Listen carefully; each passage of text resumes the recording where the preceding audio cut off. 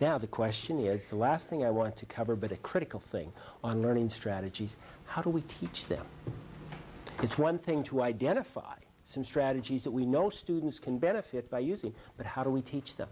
We teach strategies by using an 8-stage acquisition and generalization methodology. First thing we do is we pre-test students. We determine, do they have the strategy? Because certainly if they do, we don't want to waste our limited time teaching it.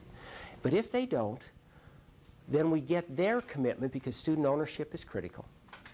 And we move on to the second stage, which is to describe the strategy. Paint a picture. Give some rationales to students. What is this about? How does it compare with what you're currently using? What are the results that you can expect? The third stage is modeling. We say, watch me do it. And so students can see how we apply this strategy. And they can start to get a clearer picture of how it's different from what they do. Then we move into some stages in which the student starts to practice it. There's a verbal practice stage in which they talk about it. They start to learn those stages until they're quite automatic, so they can apply them very fluently. And then we move into a controlled practice and an advanced practice stage. Controlled practice is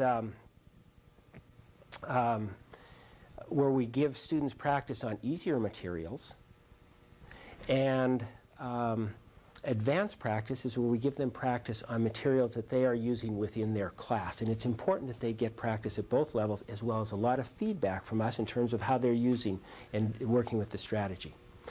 Then after they've gone through that practice, we do some post-testing to ensure that they've gotten to mastery, and then we move into a set of stages for generalization. It's critical that we teach students not only to master the strategy so it's fluent, but so that they can generalize it and apply it in a host of settings, and we need to spend explicit time teaching them that.